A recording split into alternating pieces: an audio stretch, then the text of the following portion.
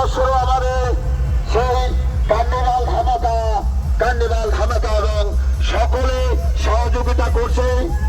আপনারা সকলে সহযোগিতা করবেন। ভলান্টিয়ার উদ্দেশ্যে বলছি, আপনারা নিজ নিজ দায়িত্ব পালন করবেন।